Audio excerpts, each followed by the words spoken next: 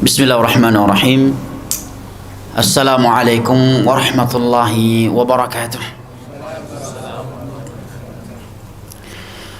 Alhamdulillah, wassalatu wassalamu ala rasulillah wa ala alihi wa sahbihi wa sallama tasliman katsira, amma ba'd.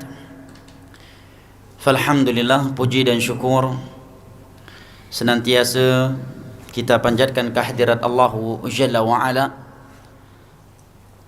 yang telah berfirman, wa in ta'uddu ni'matallahi la tuhsuha innal insana ladzalumun kafar.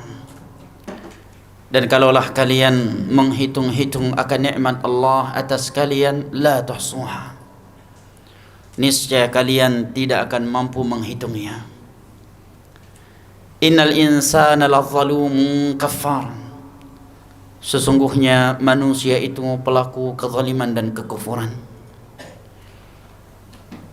dan merupakan nikmat yang paling mahal, yang paling berharga dan lebih mahal daripada dunia beserta isinya dari Allah Jalla wa Ala kepada sebagian hambanya adalah nikmat Islam dan nikmat as-sunnah. Allah Jalla wa Ala berfirman di dalam surat Yunus, qul bifadlillahi wa birahmatihi fabidzalika falyafrahu huwa khairum mimma yajma'un. Katakanlah, perintah dari Allah kepada Nabi kita sallallahu alaihi wasallam untuk mengatakan kepada para sahabatnya saat itu secara khusus dan kepada umatnya yang datang setelah mereka secara umum. Katakan kepada mereka, fadlullah dan rahmatnya yang ia berikan kepada mereka, falyafrahu, hendaknya mereka gembira, bahagia dengan fadlullah dan rahmatnya.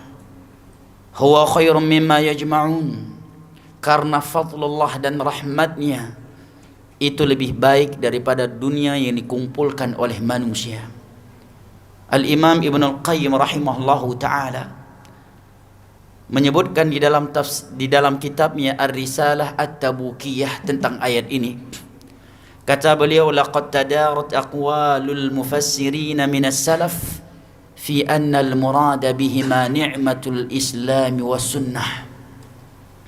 Telah masyhur daripada ulama tafsir salaf bahwa yang dimaksud dengan fadlullah dan rahmatnya di dalam ayat ini, yang kita diperintahkan agar berbahagia, bergembira dengannya, dan bahwa ia lebih mahal daripada dunia yang dikumpulkan oleh manusia, adalah nikmat Islam dan nikmat as-sunnah.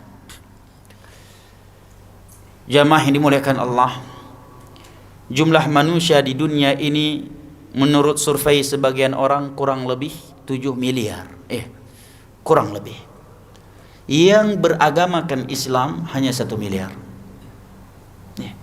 Sedangkan Allah berfirman, innad dina indallahil Islam. Satu-satunya agama di sisi Allah adalah Islam. Wa may yabtaghi ghairal islami dinan falan yuqbala minhu wa huwa fil akhirati minal khasirin.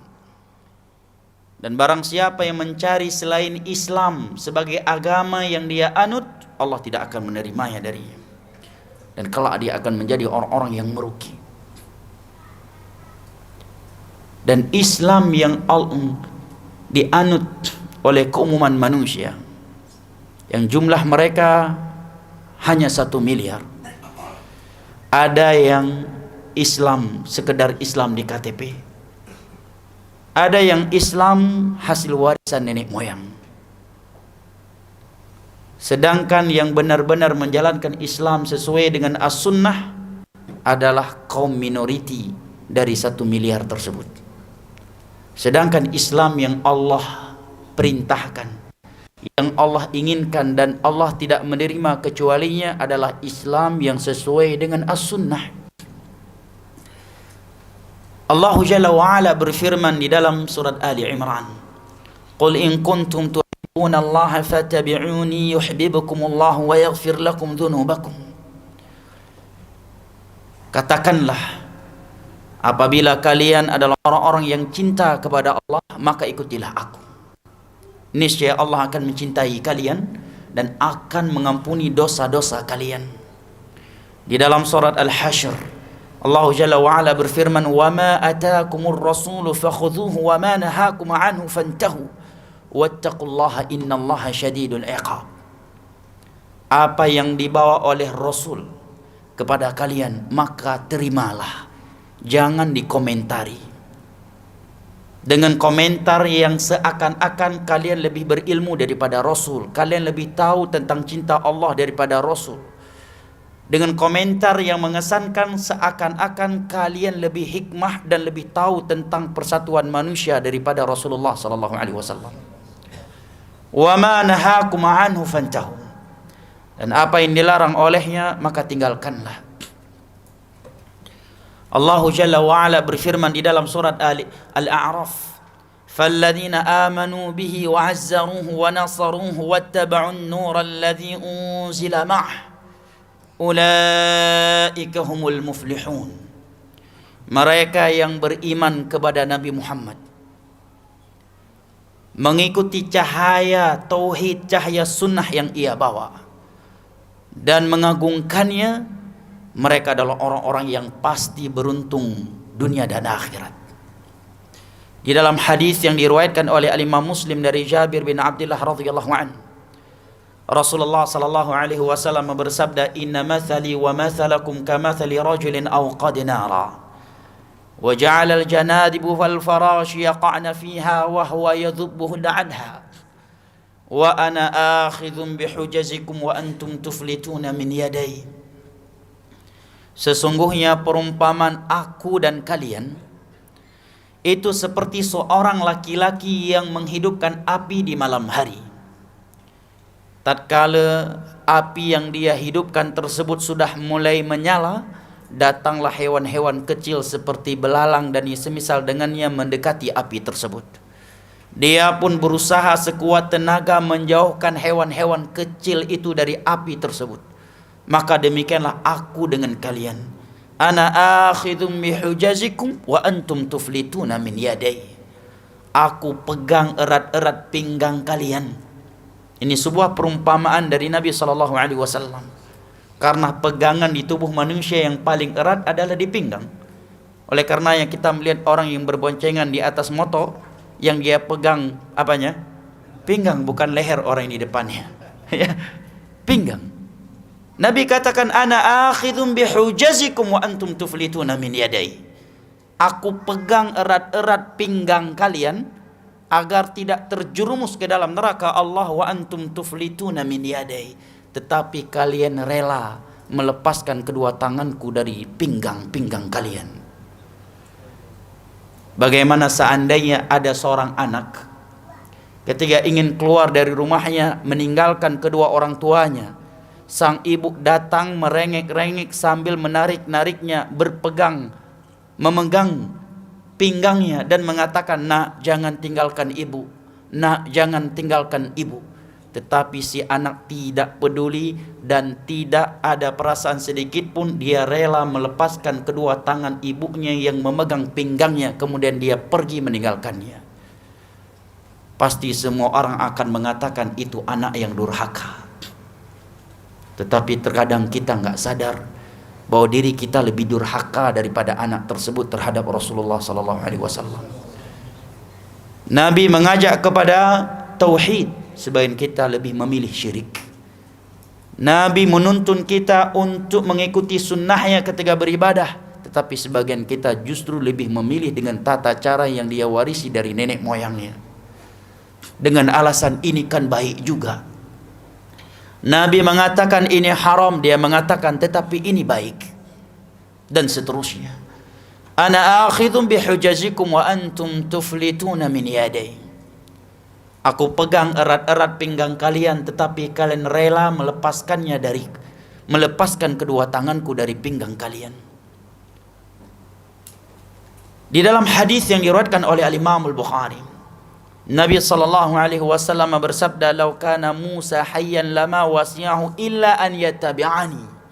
Seandainya Nabi Musa hari ini hidup, maka dia wajib mengikuti ajaranku, tidak boleh mengikuti ajarannya sendiri. Itu Nabi Musa alaihissalam. salah satu dari ulul azm. Nabi katakan, "Lau kana hayyan lama wasi'ahu illa an yattabi'ani." Ia wajib mengikuti ajaranku. Di dalam riwayat Al-Imam Bukhari dari Abu Hurairah radhiyallahu anhu, Rasulullah sallallahu alaihi wasallam bersabda, "Kullu ummati dakhala al-jannah." Seluruh umatku pasti masuk syurga. Sampai di sini semua kita pasti bahagia dan gembira mendengarnya. Iya kan? Sampai di sini pasti semuanya senang. Semua bahagia, semua gembira mendengarnya. Seluruh umatku pasti masuk syurga. Tetapi yang membuat kita jadi takut, setelah itu Nabi mengatakan, "Illa man aba," kecuali mereka yang enggan. Mendengar demikian, para sahabat pun berkata, "Ya Rasulullah, wa man ya'ba?" Siapakah yang enggan masuk syurga dari umatmu? Karena Nabi tidak mengatakan Yahudi enggan masuk syurga. Beliau tidak juga mengatakan mereka Nasara enggan masuk syurga. Yang beliau katakan adalah kecuali mereka dari umatku yang enggan masuk syurga. Para sahabat pun penasaran dan menjadi takut. Kok bisa-bisanya umat ada dari umat Nabi Muhammad yang enggan masuk syurga? Maka mereka bertanya, "Wa man ya'ba ya Rasulullah?" Siapakah yang enggan masuk syurga dari umatmu wahai Rasulullah? Maka Nabi mengatakan, "Man ata'ani dakhala al-jannah wa man asani faqad aba." Barang siapa yang taat kepadaku, dia pasti masuk syurga. Ini tiket masuk syurga. Tiket masuk syurga, syarat masuk syurga tidak harus bergabung kepada organization ini dan itu, bergabung kepada kelompok ini atau itu. Syaratnya cuma satu, "Man ata'ani dakhala al-jannah." Barang siapa yang taat kepadaku pasti akan masuk syurga. "Wa man asani faqad aba." Tetapi barang siapa yang bermaksiat kepadaku, maka dialah orang yang telah enggan untuk masuk syurga. Al-Imam Al-Barbahari di awal kitab beliau Syarhus Sunnah, kitab yang berjudul Prinsip-Prinsip Sunnah, beliau mengatakan, "Al-Islamu huwa sunnah wa sunnatu hiyal Islam." Islam yang murni adalah as-sunnah, dan as-sunnah itulah Islam yang murni. Maka Islam dan sunnah dua hal yang tidak bisa dipisahkan. Ingin ikut Islam, maka wajib mengikuti sunnah. Dan yang mengikuti sunnah, dialah orang yang telah menjalankan Islam. Maka jamaah ini dimuliakan Allah, nikmat yang paling besar, nikmat yang Allah memerintahkan kita bangga, bahagia dan gembira dengannya, dan bahwa dia lebih mahal daripada dunia yang dikumpulkan oleh manusia adalah nikmat Islam dan nikmat as-sunnah. Kemudian jamaah yang dimuliakan Allah, tiada nikmat yang lebih berharga setelah nikmat Islam dan as-sunnah selain daripada nikmat ilmu agama. Karena ilmu agama adalah kunci segala kebaikan. Di dalam hadis yang diriwayatkan oleh Imam Al-Bukhari dari Muawiyah ibnu Abi Sufyan radhiyallahu anhu, Nabi bersabda, "Ma yuridillahu bihi khairan yufaqihu fid-din." Barang siapa yang Allah inginkan kebaikan baginya, maka pasti Allah akan pahamkan ia tentang agamanya. Bukti ingin tahu apakah diri kita ini termasuk orang yang Allah inginkan kebaikan untuknya ataukah tidak, tinggal lihat saja diri kita ini sedang atau sering berada di dalam ilmu ataukah tidak. Atau kita termasuk dari orang-orang yang tidak peduli dan tidak mau tahu menahu tentang kajian-kajian ilmu agama. May yuridillahu bihi khairan yufaqihu fid-din. Barang siapa yang Allah inginkan kebaikan baginya, maka Allah akan fahamkan ia tentang agamanya. Enggan menuntut ilmu agama, maknanya sejatinya, hakikatnya enggan dituntun ke surga Allah. Karena tanpa ilmu agama kita tidak akan pernah sampai ke surga Allah. Di dalam hadis yang diriwayatkan oleh Imam Muslim Dari Abu Hurairah radhiyallahu anhu, Rasulullah sallallahu alaihi wasallam bersabda, "Wa man salaka tariqan yaltamisu fihi ilma, sahalallahu lahu bihi tariqan ilal jannah." Barang siapa yang menempuh sebuah perjalanan dalam rangka menuntut ilmu agama, maka Allah akan mudahkan baginya jalan menuju syurga. Dan majelis ilmu agama terkhusus yang dilaksanakan di dalam rumah Allah adalah sebaik-baik tempat kita menenteramkan jiwa kita. Majelis ilmu agama adalah sumber sakinah ilahi untuk hati kita.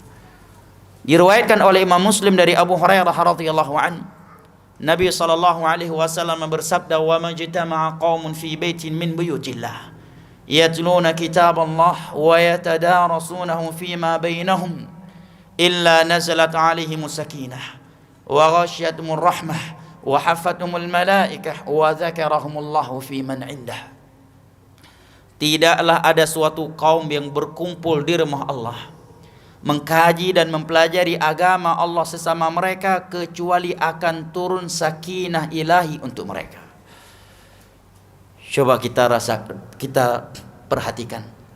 Sebelum datang ke majelis ilmu agama, mungkin kita sedikit gelisah, galau, sedang tidak nyaman hati sedang tidak tenang, tidak nyaman, sedang tidak karu-karuan. Tetapi begitu kita hadir majelis ilmu agama, kita benar-benar merasakan sakinah ilahi. Seakan-akan kita adalah orang yang paling kaya, orang yang paling sehat, orang yang paling bahagia, dan orang yang paling tidak ada beban dalam kehidupannya. Bahkan sebagian orang karena sakinah yang luar biasa turun kepadanya dalam majelis ilmu agama, tazkirah baru 10 menit kepalanya sudah menunduk ke bawah, menandakan dia telah menempatkan sakinah ilahi bukan pada tempatnya. Sakinah ilahi yang dia tempatkan bukan pada tempatnya. Nabi katakan, nazalat alaihimus sakinah, akan turun untuk mereka sakinah ilahi, wa ghasyiyatuhumur rahmah. Makanya presiden di zaman para salaf seperti Harun ar-Rasyid, seorang khalifah, raja, di mana tempat dia menenteramkan jiwanya dan keluarga besarnya?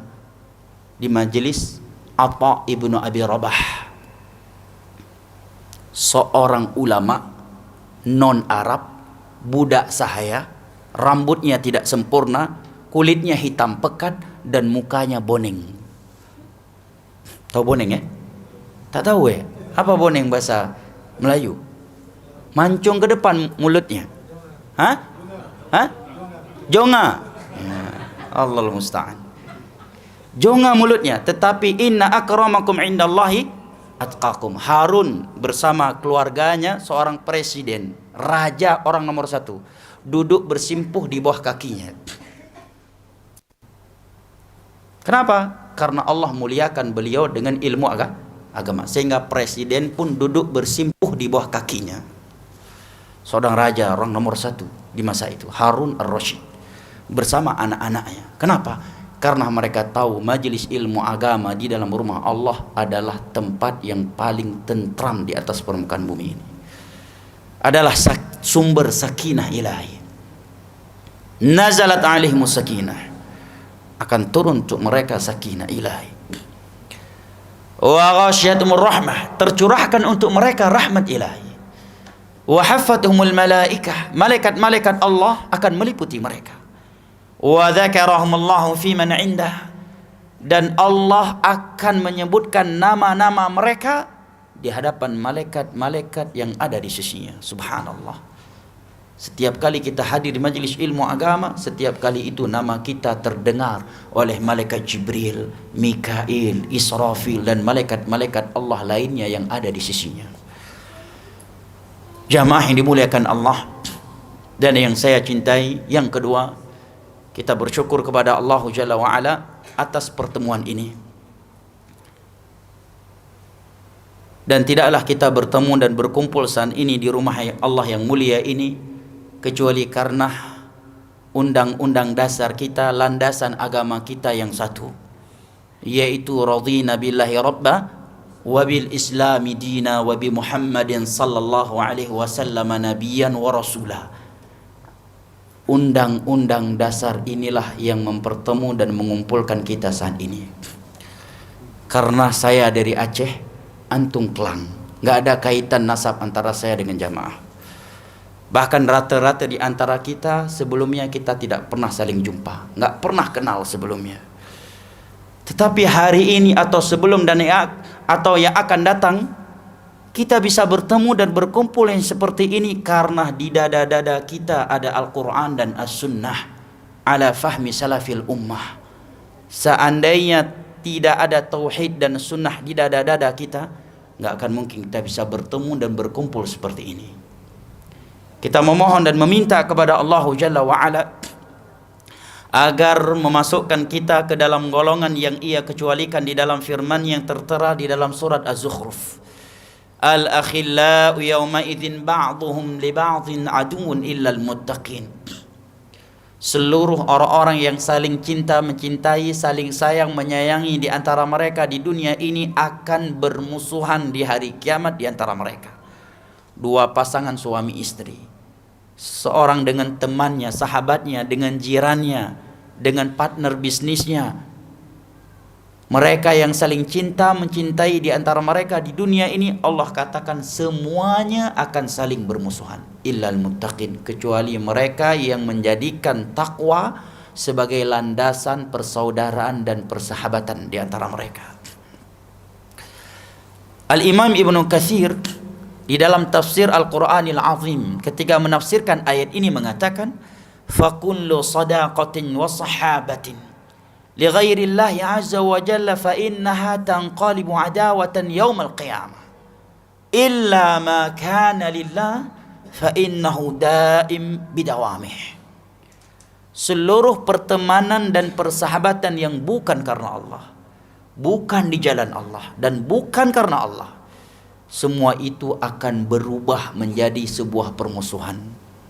Si anak akan bermusuhan dengan ayahnya, orang tua akan bermusuhan dengan anak-anaknya, suami akan bermusuhan dengan istrinya, seorang istri akan bermusuhan dengan suaminya, dan seterusnya. Kecuali yang karena Allah, ketika di dunia mereka saling menuntun di antara mereka menuju Allah, maka itulah satu-satunya persaudaraan, persahabatan yang akan Allah abadikan. Fa innahu da'im bidawamih, karena Allah yang maha abadi. Mudah-mudahan Allah Jalla wa'ala juga memasukkan kita ke dalam beberapa golongan yang Ia firmankan di dalam sebuah hadis qudsi yang diriwayatkan oleh Al-Imam Tirmidzi dari Muadz bin Jabal radhiyallahu anhu. Allah Jalla wa'ala berfirman, wajabat mahabbati lil mutahabbina fiha wal mutajanisina fiha wal mutazawirina fiha wal mutabadzilina fiha. Sungguh telah pasti cintaku untuk mereka, orang-orang yang saling cinta mencintai sesama mereka karena aku. Mereka duduk-duduk sesama mereka karena aku. Mereka saling berbagi sesama mereka karena aku, dan mereka saling kunjung mengunjungi sesama mereka karena aku. Jamaah yang dimuliakan Allah, kita juga memohon dan meminta kepada Allah agar Allah memasukkan kita ke salah satu dari golongan yang akan dinaungi pada hari kiamat, pada hari yang tiada naungan kecuali hanya naungannya. Karena di dalam hadis yang diriwayatkan oleh Al-Imam Al-Bukhari dan Muslim dari Abu Hurairah radhiyallahu an, Nabi bersabda, sab'atun yudhilluhumullahu yawma la dhilla illa dhilluh. Ada 7 golongan yang akan dinaungi oleh Allah pada hari kiamat, pada hari yang tiada naungan kecuali hanya naungannya. Di antara mereka Nabi sebutkan adalah rajulani tahabba fillah ijtama'a alaihi waftaraqa alaihi. Adalah mereka yang saling cinta mencintai sesama mereka karena Allah. Mereka berkumpul karena Allah dan mereka berpisah karena Allah. Dan masjid, rumah Allah, surau adalah sebaik-baik tempat kita bertemu dan berpisah karenanya. Karena di dalam hadis yang diriwayatkan oleh Imam Muslim dari Abu Hurairah radhiyallahu an, Nabi bersabda, inna ahabbal biladi ilallahi masajiduha. Tempat yang paling Allah cintai di atas permukaan bumi adalah masjid.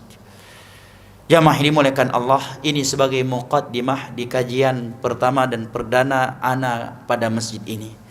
Wa illa sebelumnya sudah berulang kali datang safari dakwah ke Malaysia. Hanya saja ke masjid ini seingat saya ini yang pertama kali. Mudah-mudahan Allah Jalla wa Ala memberikan taufik dan keberkahan pada pertemuan dan majelis kita ini. Dan insyaallah taala pada kesempatan kali ini dan pertemuan yang singkat ini saya ingin membacakan sebuah hadis Nabi sallallahu alaihi wasallam untuk judul tajuk kajian yang telah kita ketahui bersama, sebuah hadis Nabi untuk kita renungi bersama. Mudah-mudahan banyak pelajaran dan hikmah yang dapat kita petik darinya, yaitu hadis yang diriwayatkan oleh Al-Imam Tirmidzi dengan sanad yang disahihkan oleh Syekh Al-Albani dari Abu Hurairah radhiyallahu anhu. Nabi mengatakan, man khafa adlaj wa man adlaj balagha al-manzil, ala inna sil'atallahi al-ghaliyah, ala inna sil'atallahi hiya al-jannah. Man khafa adlaj, barang siapa yang takut dia akan adlaj. Adlaj, kata para ulama yang mensyarah hadis ini, artinya adalah as-sayru lailan, melakukan perjalanan di malam hari. Orang yang takut terlambat, takut telat sampai ke tujuannya, pasti dia akan melakukan perjalanan di malam hari. Karena perjalanan di malam hari akan lebih cepat, ya, lagi cepat daripada perjalanan di siang hari. Kenapa? Karena banyak hal. Yang pertama, Nabi katakan al-ardu tutwa, bumi itu Allah lipat, Allah pendekkan di malam hari. Tutwa itu hadis Nabi. Yang kedua, seseorang kalau melakukan perjalanan di malam hari, bayangkan dan perhatikan perumpamaan yang cukup dalam dari Nabi untuk perjalanan seorang mukmin di dunia ini menuju Allah. Perjalanan yang dilakukan di malam hari menjadi lagi lebih cepat daripada perjalanan di siang hari, karena orang yang melakukan perjalanan di malam hari tidak akan mampir kecuali untuk kebutuhan yang mendesak, darurat. Dia nggak akan turun, tidak akan berehat dalam perjalanannya itu di suatu tempat kecuali untuk keperluan yang darurat, untuk hajat yang darurat. Mohon dimaklumi jika ada bahasa yang sedikit berbeda antara Indonesia dan Malaysia, ya. Terkadang ada kata-kata di sana itu kata positif yang selalu terpakai, rupanya di sini negatif. Terkadang auto ya keluar. Mohon maaf, mohon dimaklumi, ya. Nah, baik. Nabi mengatakan orang yang takut terlambat, telat dalam perjalanannya, maka dia akan melakukan perjalanan di malam hari. Karena perjalanan di malam hari akan lebih cepat sampainya daripada perjalanan di siang hari. Yang pertama, bumi di malam hari Allah lipat, Allah pendekkan. Kedua, seperti yang kita sebutkan tadi, orang yang melakukan perjalanan di malam hari nggak akan rehat dari perjalanannya. Walaupun dia mampir di rest area, maka hanya untuk hajat yang darurat. Apalagi perjalanan di malam itu. Perjalanan di malam hari masa Nabi adalah membelah padang pasir. Nggak mungkin seorang berhenti di malam hari di tengah-tengah perjalanannya, karena kalau dia berhenti akan diterkam oleh binatang buas, ya. Atau dia akan dirampok. Maka kalau dia berhenti pasti untuk hajat yang darurat, untuk buang hajat ataukah yang lainnya. Yang ketiga, di malam hari tidak banyak pemandangan yang terlihat. Apalagi perjalanan di malam hari di masa itu.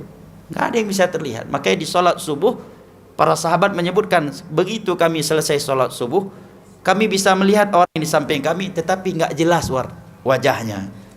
Karena di masa itu belum ada listrik, belum ada cahaya seperti hari ini ya. Dalam masjid begitu mereka selesai sholat, kata para sahabat, bil ghalas, masih gelap-gelap sedikit. Kita lihat orang tapi nggak jelas siapa orangnya secara pasti. Apalagi di malam hari. Ini bayangan perumpamaan yang cukup dalam dari Nabi. Artinya seorang mukmin dalam perjalanannya menuju Allah, kalau dia ingin berjumpa dengan Allah di dunia ini, jangan banyak melihat ke kanan dan ke kiri. Karena dunia ini perhiasan. Nabi katakan hulwatun khadirah, manis lagi dan hijau. Kalau kita melihat, memandangnya dan waktu dengan masa yang lama, kita akan terpukau dengannya. Kita akan terlena dan kita akan tertipu dengannya. Karena dunia memang hulwatun khadirah, manis lagi hijau. Perumpamaan yang sangat dalam dari Nabi sallallahu alaihi wasallam. Ya. Kemudian Nabi mengatakan waman adlaj balaghal manzil.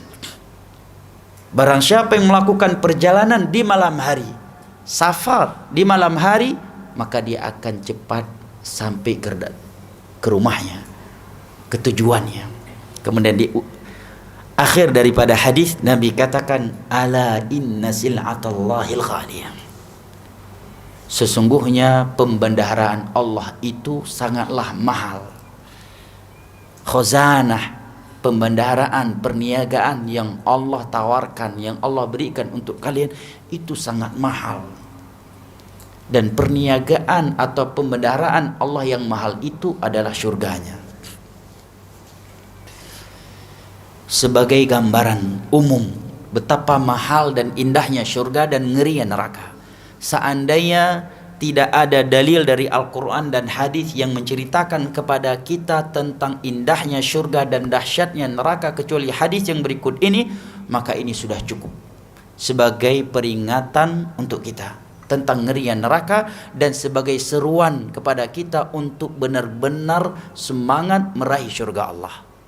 Diriwayatkan oleh Imam Muslim di dalam kitab Sahih Muslim dalam bab ahwal yaumil qiyamah, bahwa Nabi SAW bersabda, yu'ta yaumil qiyamati bi'an'ami ahli dunya min ahli nar, fayusbaghu fiha sibghatan fayuqalu lahu hal ra'aita khairan qad wa hal marrat bika ni'matun qad, qala wallahi ya Rabb ma ra'aitu khairan qad wa ma marrat bi ni'matun qad.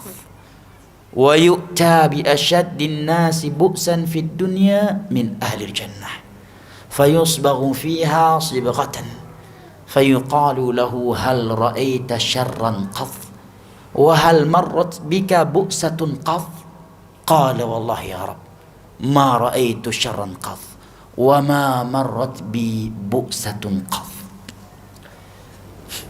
Didatangkan pada hari kiamat orang yang pernah hidup di dunia ini paling nikmat. Bayangkan, dari seluruh manusia yang hidup di dunia ini semenjak Nabi Adam sampai hari kiamat, dia sebagai penduduk dunia yang paling nikmat. Dari sisi kesehatan paling sehat, harta paling banyak hartanya, kekuatan paling tinggi kekuasaannya, penduduk dunia yang paling nikmat. Tak sanggup kita bayangkan berarti bagaimana dunia yang dia miliki ketika di dunia saat itu. Nabi katakan didatangkan penduduk dunia yang paling nikmat hidupnya ketika di dunia pada hari kiamat min ahlin nar, tetapi sayangnya saat itu dia sebagai penghuni neraka Allah karena ketika di dunia tidak mentauhidkan Allah, tidak mengikuti sunnah Rasulullah sallallahu alaihi wasallam. Dunia yang Allah berikan untuknya telah menghalanginya untuk meraih syurga Allah, telah menjadi sebab dia menjadi penghuni neraka Allah. Kemudian perhatikan, Nabi katakan fayusbaghu fiha sibghah, dia pun dicelupkan ke dalam syurga sekali celupan. Ingat bahasa hadis Nabi, baru dicelupkan sekali celupan, belum dimasukkan ke dalam mulutnya nanah penghuni neraka, belum dimasukkan kalajengking ke dalam perutnya. ular atau azab-azab lainnya yang lebih mengerikan. Nabi katakan baru dicelupkan sekali celupan. Kemudian Allah berkata kepadanya, wahai hambaku, pernahkah engkau hidup nikmat? Apakah kamu pernah kaya? Apakah kamu pernah sehat? Apakah engkau pernah mendapatkan populariti? Maka dia menjawab, demi Allah wahai Rabbku, aku belum pernah melihat kebaikan sedikit pun. Aku belum pernah melihat nikmat. Aku belum pernah hidup senang, hidup bahagia. Kata para ulama, bukan karena dia mampu membohongi Allah saat itu, tetapi karena dahsyatnya neraka Allah, hanya dengan sekali celupan ke dalamnya membuat dia lupa terhadap seluruh nikmat dunia yang pernah dia terima sebelumnya ketika di dunia. Dan dia sebagai penduduk dunia yang paling nikmat. Maka hadis ini adalah hadis yang sangat mencakup dalam menggambarkan kepada kita akan kengerian neraka Allah secara umum. Hanya dengan sekali celupan ke dalamnya membuat seorang hamba yang paling nikmat hidupnya ketika di dunia menjadi lupa terhadap seluruh nikmat yang pernah dia rasakan, sehingga dia berkata kepada Allah, aku belum pernah melihat kebaikan sedikit pun. Aku belum pernah kaya, belum pernah hidup sehat, belum pernah hidup bahagia. Tetapi sebaliknya, Nabi katakan didatangkan orang yang penduduk dunia yang paling sengsara hidupnya ketika di dunia. Bayangkan, penduduk dunia yang paling sengsara hidupnya ketika di dunia. Tidak ada orang yang lagi sengsara daripada dia.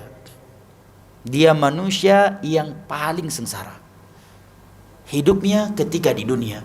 Didatangkan pada hari kiamat sebagai penduduk syurga. Kemudian dia dicelupkan ke dalam syurga sekali celupan. Kemudian Allah katakan kepadanya, hal ra'aita syarran qad wa hal marrat bika bu'satun qad. Wahai hambaku, pernahkah engkau melihat kesengsaraan? Pernahkah engkau hidup sengsara? Pernah sakit? Pernah mendapatkan kejelekan? Pernah mendapatkan musibah?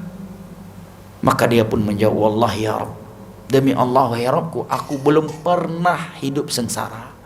Aku gak pernah miskin, gak pernah sakit, gak pernah melihat kesengsaraan sedikit pun.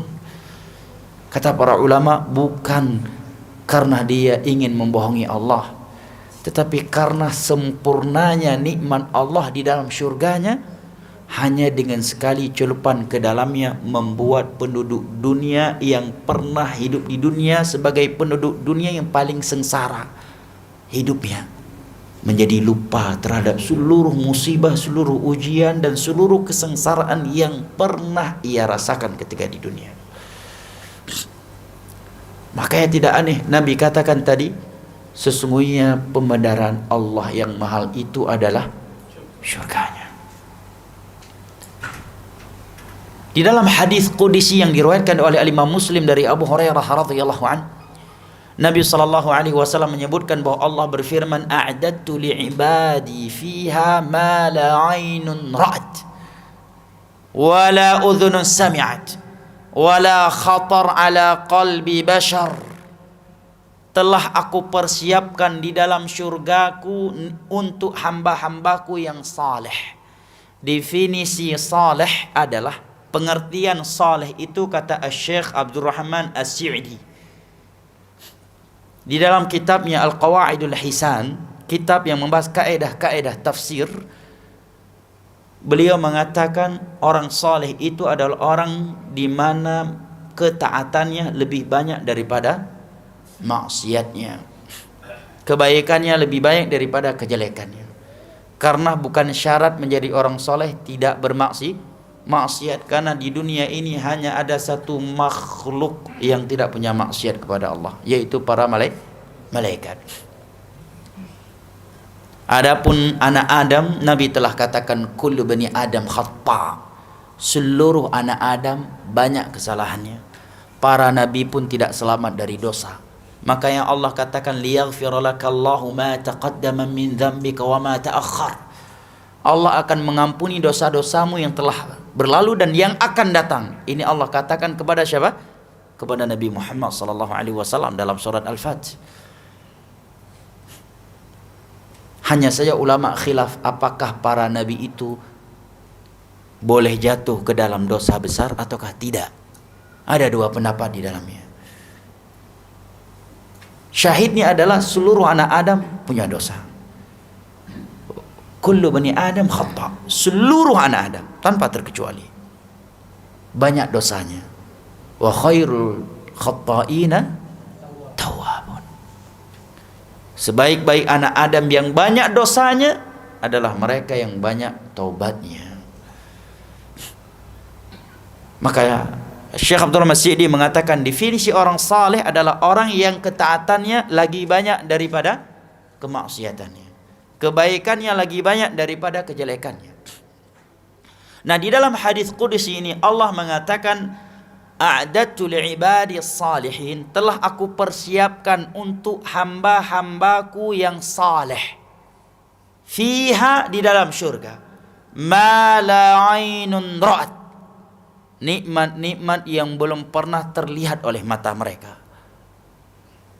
Sebagus apapun nikmat dunia yang pernah terlihat oleh mata kita, ketahuilah nikmat yang ada di dalam syurga jauh lebih sempurna dari itu.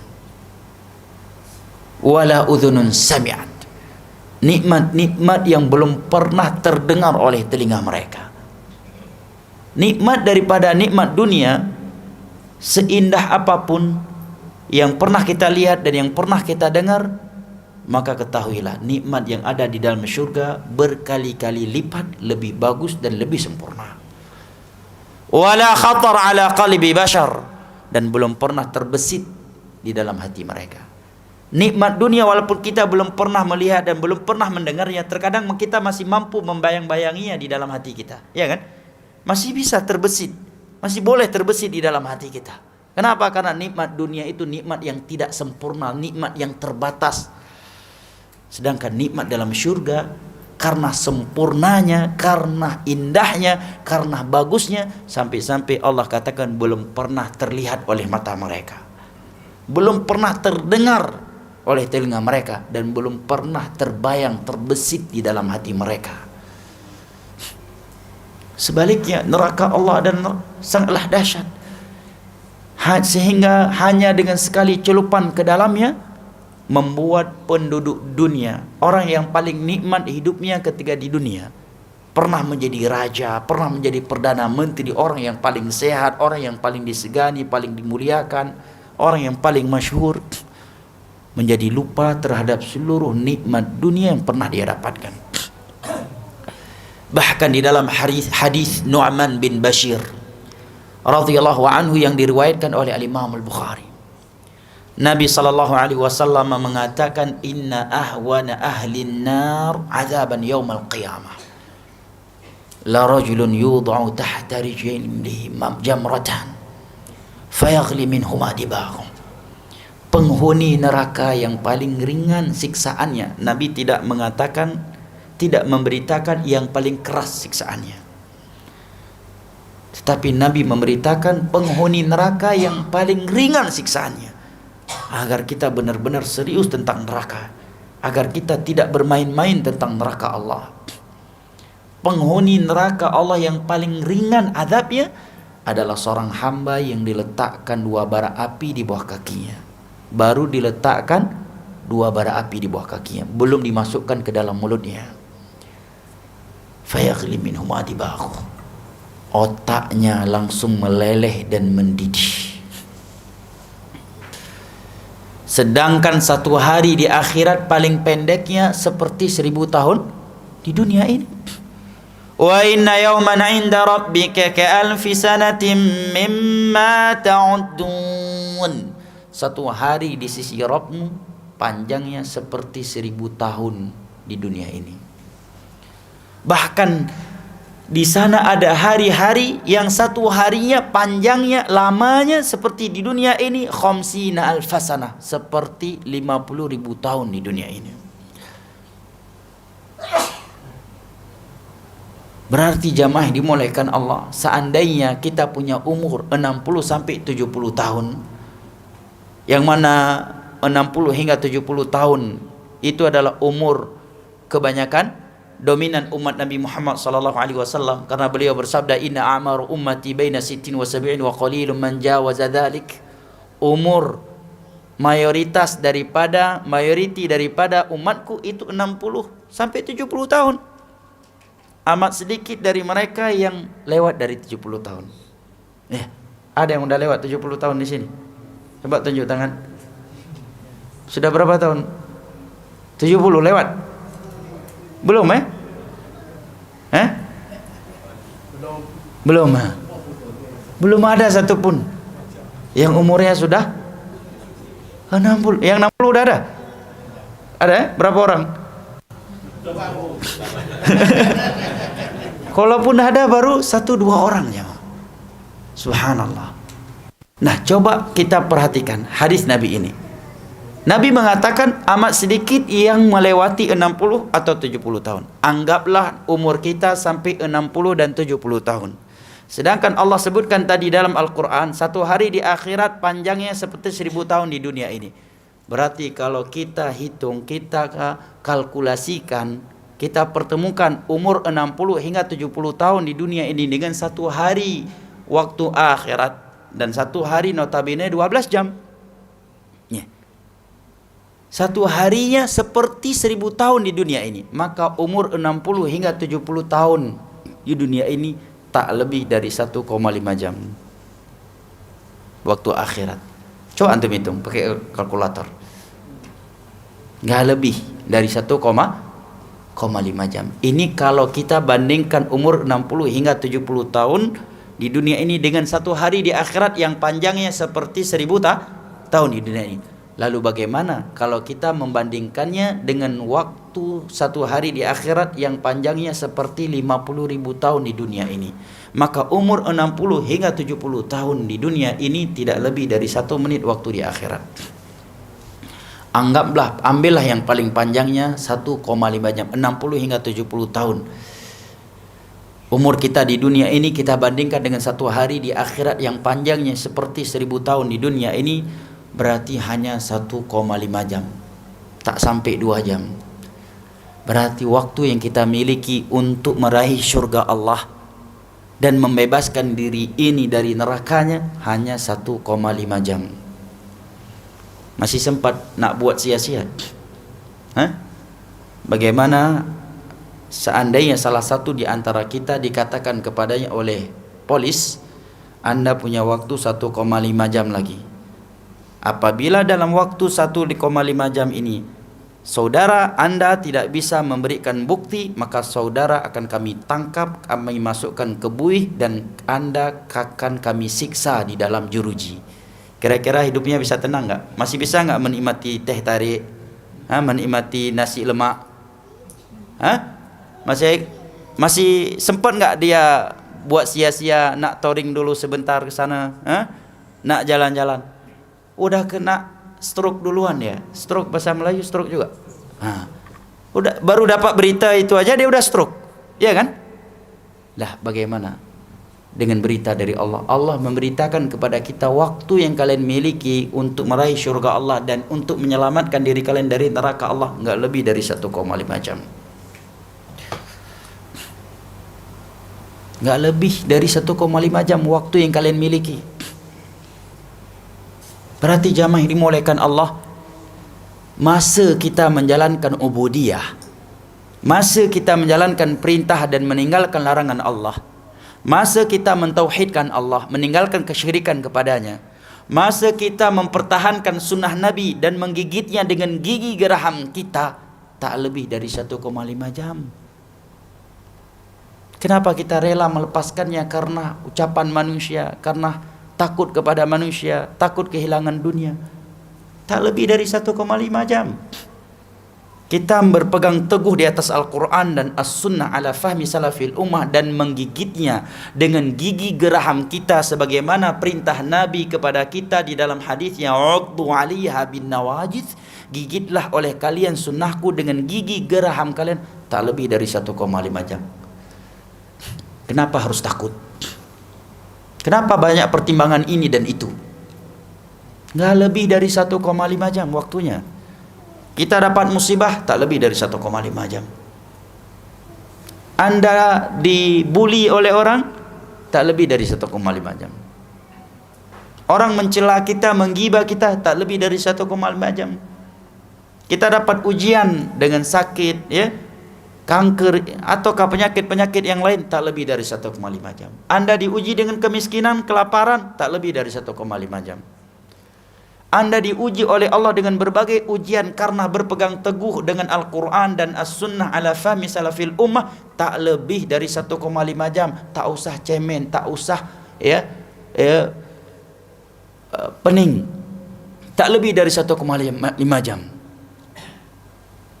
Dan seandainya kita ingin meninggalkan Al-Quran dan As-Sunnah ala fahmi salafil ummah, kita nak tinggalkan tauhid, nak tinggalkan sunnah, nak tinggalkan beribadah kepada Allah demi dunia, maka dunia seandainya kita memilikinya, walaupun belum tentu dapat, ya kan?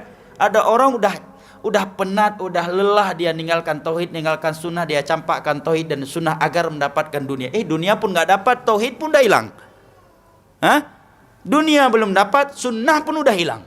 Dan dia mati dalam keadaan tidak membawa tauhid dan tidak membawa sunnah, dan dunia pun tidak dia dapatkan.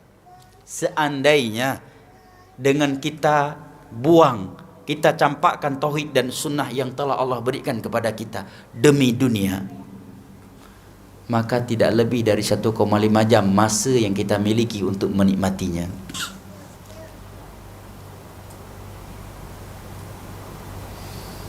Bagaimana seandainya ada yang berkata kepada kita, ni uang untuk Anda $1,000,000 Amerika.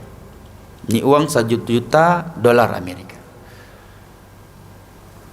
Anda punya masa untuk menikmatinya 1,5 jam. Tetapi setelah itu Anda akan dimasukkan ke jeruji, ke penjara. Anda akan disiksa, Anda akan dibakar di dalam penjara Anda. Sedangkan ada satu lagi pilihannya, ini ada uang untuk Anda hanya RM500. Apabila Anda menerimanya, Anda menggunakannya, Anda akan bebas selama-lamanya. Orang yang berakal nak milih mana? Ini RM500 tadi,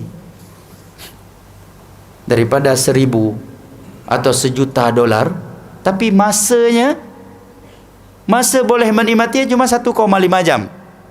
Setelah itu kita ditangkap, dimasukkan ke bui, disiksa dan dibakar hidup-hidup. Orang yang berakal pasti tak nak menerimanya. Dan sepakat semua orang kalau ada yang menerima tawaran tersebut, dia dianggap sebagai orang yang tak berakal. Kata Imam Ibn Qayyim kurang lebih semakna ini dalam kitabnya Ad-Da' wa Dawa. Sungguh lebih lagi tak berakal mereka yang meninggalkan akhiratnya demi dunianya. Lebih lagi tak berakal mereka daripada orang yang seperti ini.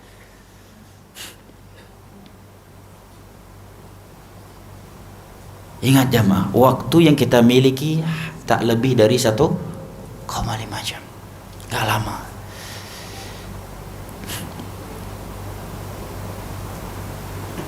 Kita mempertahankan tauhid dan sunnah hanya sampai mati, udah. Malam ini mati, selesai. Kita berpegang teguh dengan Al-Quran dan As-Sunnah. Kenapa harus pusing? Kenapa harus pening? Kenapa harus takut? Wa'bud rabbaka hatta ya'tiyakal yaqin. Beribadahlah engkau kepada Rabbmu sampai kematian datang kepadamu. Nah, sekarang kita sedang ngantri kematian, kan? Semua sedang ngantri menunggu malaikat maut datang mencabut nyawanya. Ana pernah beberapa kali di antaranya ketika di kota Medan buat kajian duha tentang syurga dan neraka. Malamnya meninggal seorang pemuda yang duduk paling depan saat itu dalam keadaan sehat-sehat. Besok paginya saya dapat berita bahwa si fulan meninggal dunia. Tapi antum tak perlu takutlah, karena antum paling depan, bukan berarti anak ingin nakut-nakuti antum, ya. Ya, kematian, ya kan? Siapa yang bisa memprediksinya? Pernah nggak masyarakat di masa Raja Namrud Mereka memprediction bahwa Namrud Allah matikan dengan seekor lalat. Tak pernah. Fir'aun, dia mati sedang berlari untuk mematikan orang lain, ya kan? Nabi Musa, Nabi Harun alaihissalam dan Bani Israel, dia sedang mengejar Nabi Musa dan Harun alaihissalam bersama Bani Israel untuk membantai dan menyiksa mereka. Dalam perjalanan itu dia dimatikan oleh Allah. Ainama takunu yudrikumul maut walau kuntum fi burujin musyayyadah. Dimanapun kalian berada, kematian akan datang kepada kalian, walaupun kalian sedang berada di dalam benteng-benteng yang sangat kokoh. Kita ini seringkali ingat mati kalau sedang mengalami turbulensi, ya, di atas pesawat. Nah, itu ingat mati. Dokter bilang kankernya parah sangat nih, langsung ingat mati. Begitu stroke, langsung ingat mati. Di medan perang langsung ingat mati. Padahal bisa jadi sedang duduk seperti ini mati. Di Aceh pernah dalam kajian maghrib dan isya, seorang bapak-bapak sebelumnya, ya beliau seorang pejabat pensiunan, tanya tentang surga neraka, tentang kematian. Pas salat isya, di sujud rakaat terakhir beliau meninggal, rahimahullah, semoga husnul khatimah. Kematian itu di Banda Aceh. Habis kajian gini, kajian maghrib, antara maghrib dan isya, beliau tanya masalah kematian. Di sujud rakaat terakhir, yang lain bangun, beliau nggak bangun. Rahimahullah rahmatan wasi'ah. Seorang berumur, sangat cinta pada sunnah beliau, cinta sekali sama sunnah. Subhanallah. Kematian Khalid bin Walid, dari ujung kaki sampai ujung kepala ada bekas pedang, bekas tombak, bekas anak panah. Karena beliau memang orang yang suka perang. Semenjak beliau di jahiliyah, belum masuk Islam udah suka perang. Khalid bin Walid. Setelah masuk Islam, orang terdepan di medan perang. Meninggalnya apakah di medan perang? Enggak. Beliau meninggal di atas tempat tidurnya. Itulah kematian.